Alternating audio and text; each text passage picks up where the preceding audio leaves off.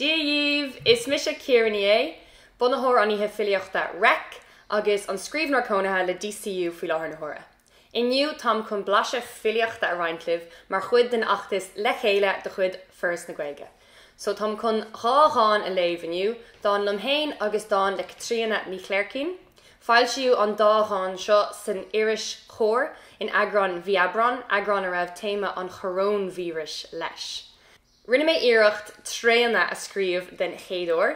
Bhí mé sprágtha ag Angus ó Halún ar Twitter a bhíonn sa gráint tréanna ó an mu chéile, agus seo tréanna an Choróinvíris le Ciara Ní É.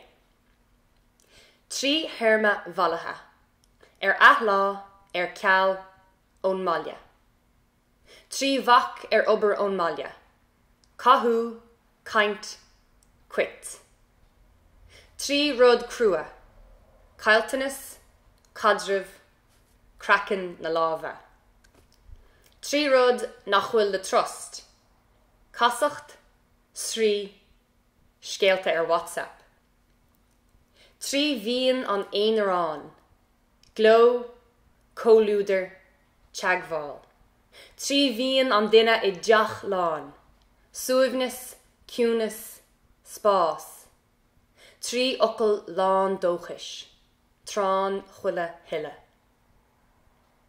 Inis madidir le cór, an iris sin is iris bhíosúlaí cór ina bléitear litríocht Comhar le cuasaí ratha agus a lán eile nach iad, tóramíocht, díospóireacht agus léirbhastóireacht ina measc. Is mór an sásamh a thugann sé dom dáanta ailsiú san iris seo.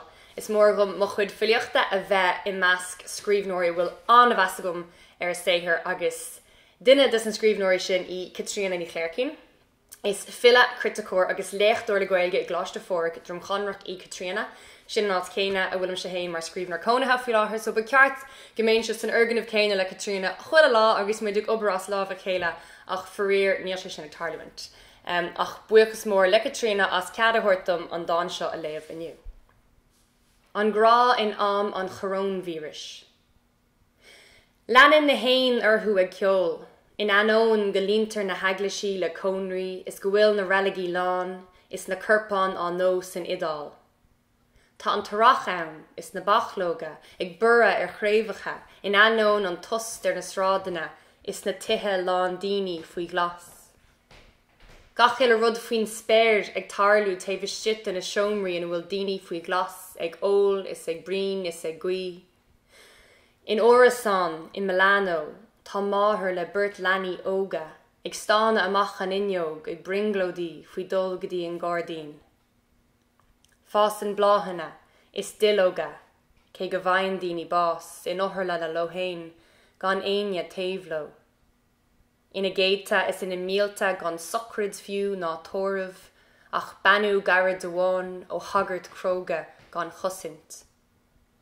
Lámh a chur an banaltra ina bás féin, tréistí a áil amach gur thullaigh sí an galar in ia ara a chóirt dóthair. Ligan an domhan usna, is tepan ar scábhóga na níní. Níl deire le follingt ná anachan, ach leanan na hain orthú ag ceol. Seolú cnúsach nua rátheangach le Caitríona dar tidal The Talk of the Town, le astrúcháin le Peter Fallon agus chuirtí mé nasc I gcóir sin sa chur síos.